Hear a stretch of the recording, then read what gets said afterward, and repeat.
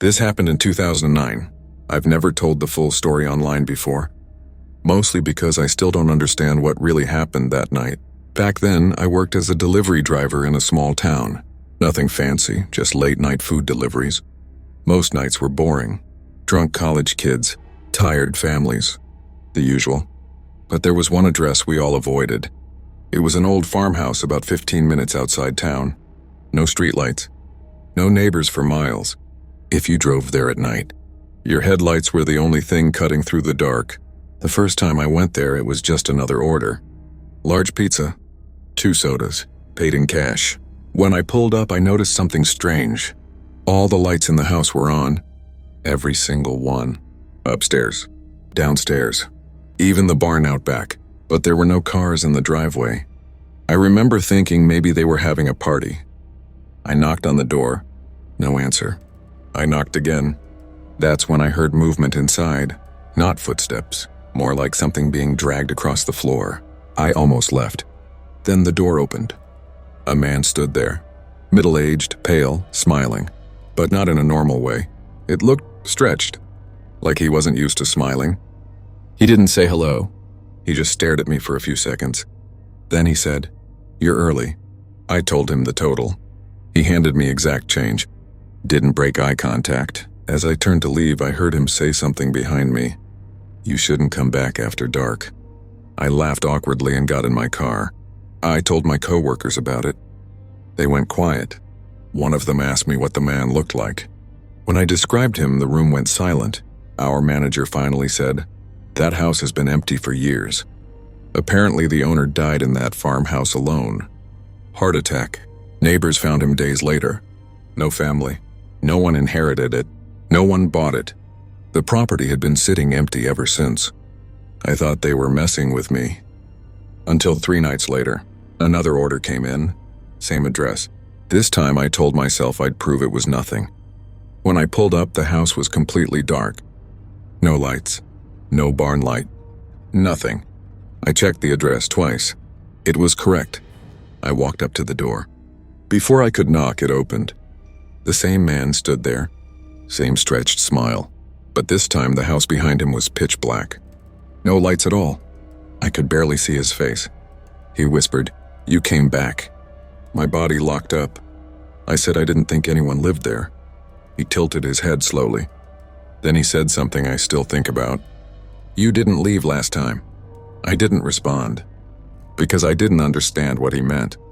Then I heard something behind me. Footsteps on the gravel driveway.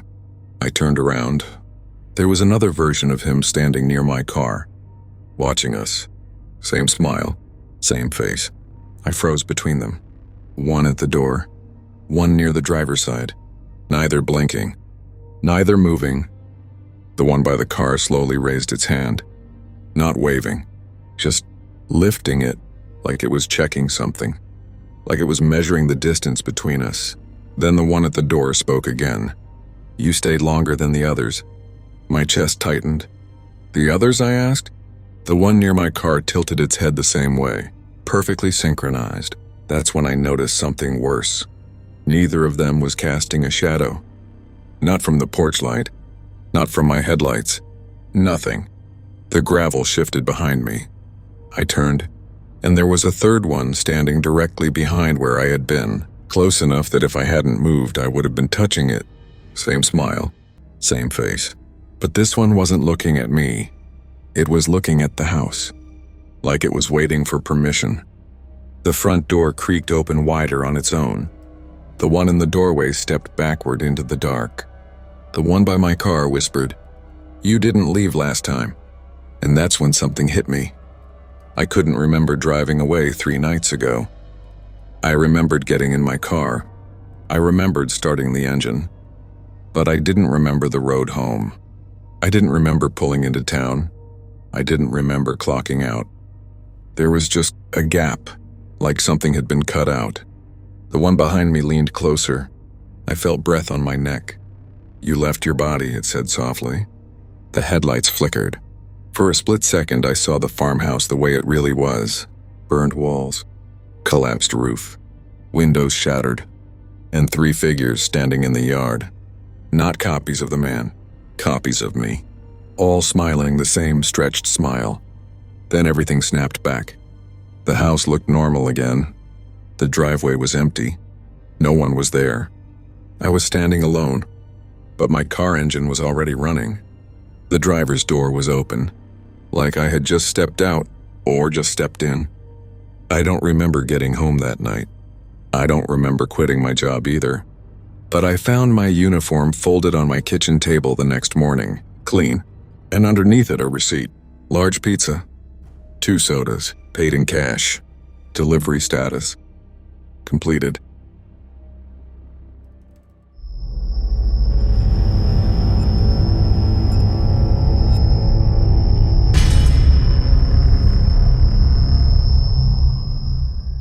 This happened in 2017.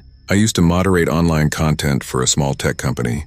Basically, I reviewed flagged posts, reported accounts, and removed disturbing uploads before they went public.